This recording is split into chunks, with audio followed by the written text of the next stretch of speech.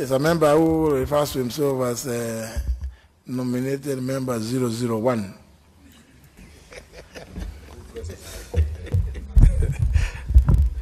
Thank you very much, Honorable Speaker, sir.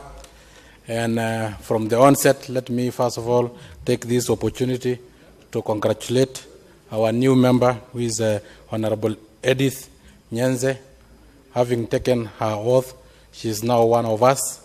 I assure her that we will be there for her in case she needs some orientation. Honorable Speaker, the scenario that we are in as a country is that in 1963, when we got independent, the population of this country was slightly more than 8 million. At the moment, we are at around 48.5 million, meaning we have extra 40 million mouths to feed as a country. And if you rely on the mode of farming that we have been relying from independence to feed this population, you will see that there is a burden in irrigation. Our highlands have been our food basket because it is our highland that receive above normal rainfall. And these highlands have been cultivated and tilled year in, year out.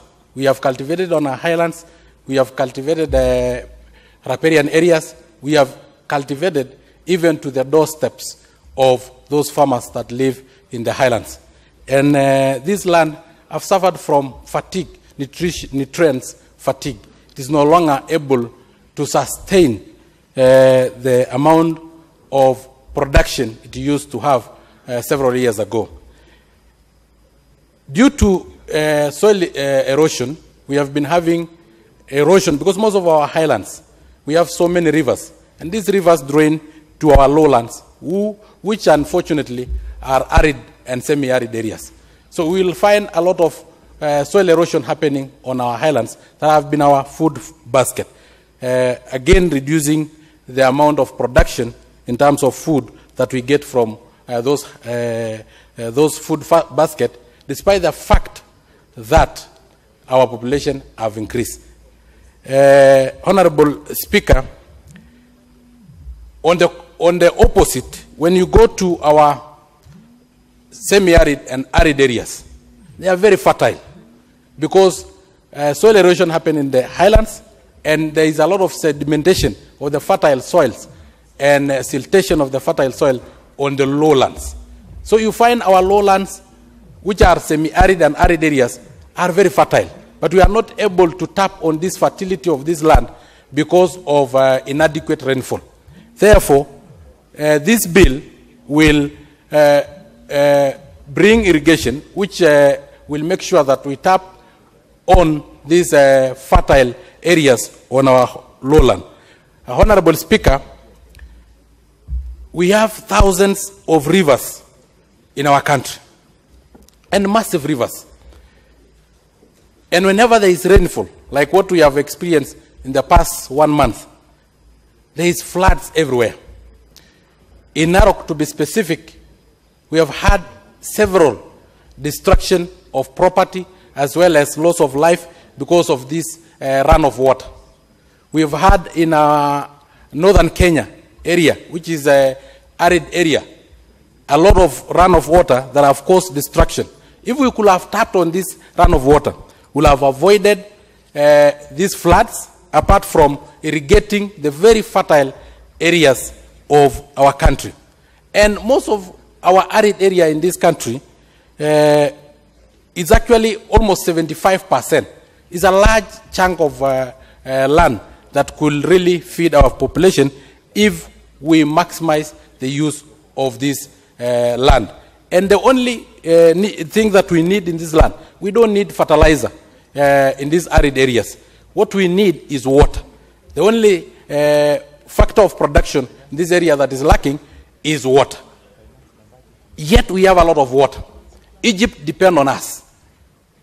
They take water from River Nile, irrigate, and export fruits and vegetables to us. Yet ourselves, we are not able to tap on these waters that we donate to countries like Sudan, Egypt, and the rest.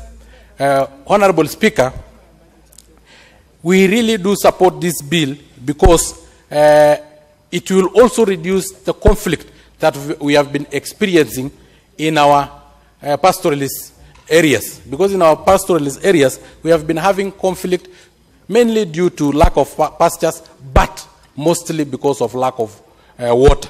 If we have enough dams in our areas, then we'll reduce this conflict. And this issue of cattle rustling, which is a crime that have been baptized to look a bit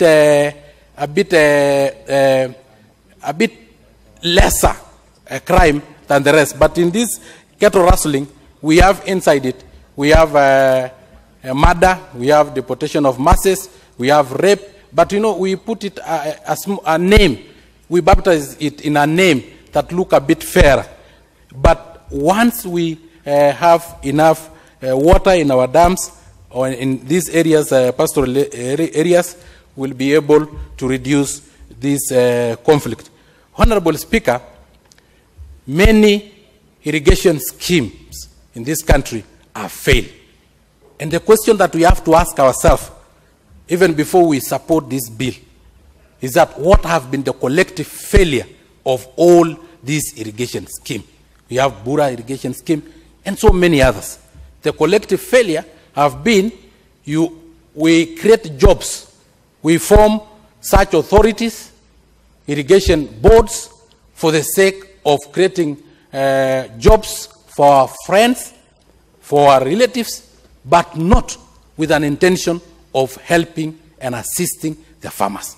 If we have these irrigation schemes, we should give the management of these irrigation schemes to the farmers themselves. Without giving it to the farmers themselves, we'll sit here in Nairobi in boards, moving from one board to a boardroom to another one, moving from one conference to another one, benchmarking in Egypt, benchmarking in Sudan, benchmarking everywhere, but it will always be a failure.